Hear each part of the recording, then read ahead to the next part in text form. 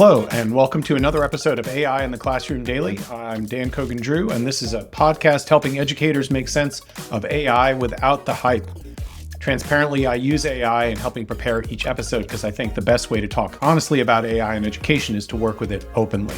Ezra Klein is one of the sharpest media minds working today. He's a founder of Vox, host of one of the most listened to interview podcasts in the country, someone who thinks carefully and publicly about technology and society. Last month, he went to San Francisco to talk to people on the frontier of AI development, and he came back with something unexpected. It isn't a story about the technology changing, it's a story about the people being changed by it.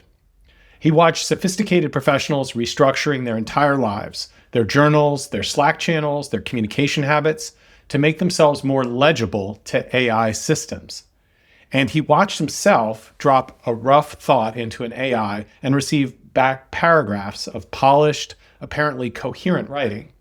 And he started asking a question that should stop every educator cold. What is lost when we don't have to do the work of building out our own thinking?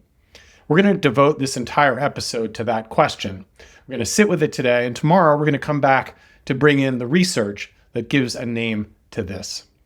So Klein is writing about adults, motivated, sophisticated, self-aware adults who chose this relationship with AI.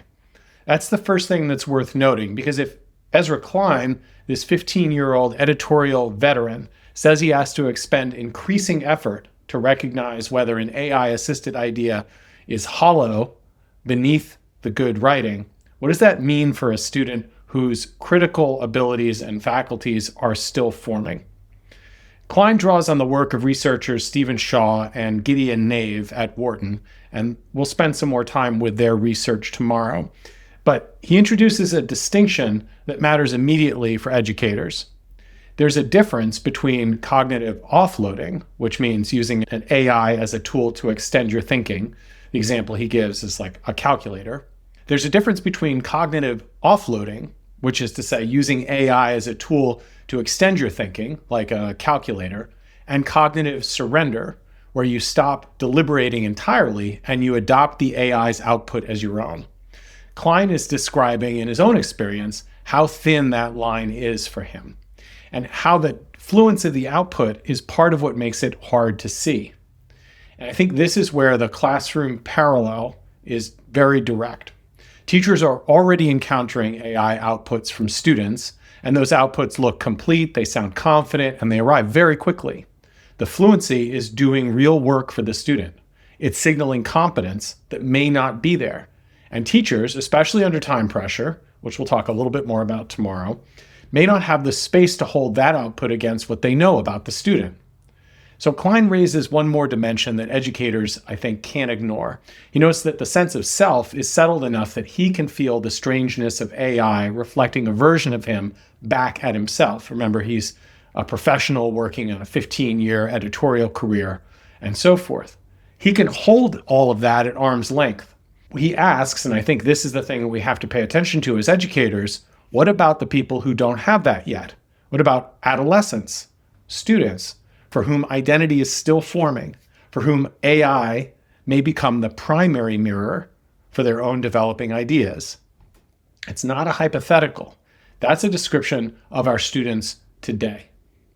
So I think the practical takeaways here are a few. The big question here, I think, is what is lost when we don't have to do the work, if there is no friction in the process of completing an assignment?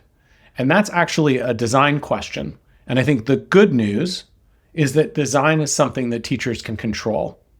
So here are a few implications for teachers, for instructional coaches, and district leaders. First, for teachers.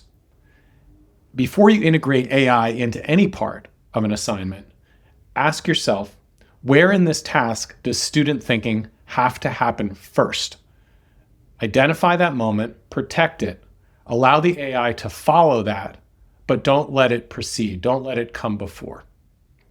Second, for instructional coaches, Klein's essay is worth putting in front of teachers, not because it's about schools, but because it's honest about what AI does to thinking in a way that doesn't require any sort of technical literacy to engage with. You can use this as a discussion text. You can ask teachers, where do they see this in their classroom? Third, for district leaders, Klein observes this isn't really about AI being bad. It's about the conditions under which people engage with it. That's more of a structural observation, and it has structural implications. The question for you, I think, is what conditions your teachers are working in, and whether those conditions are making cognitive surrender more likely and not less. So that's painting a picture based on the Klein article. Tomorrow, we're going to come back to the research underlying some of what he summarizes here and what the professors at Wharton discovered when they ran 3 experiments to study exactly what happens when people have access to AI while reasoning. And I think you'll find it stimulating and provocative and may change how you think about every AI integrated assignment in your school.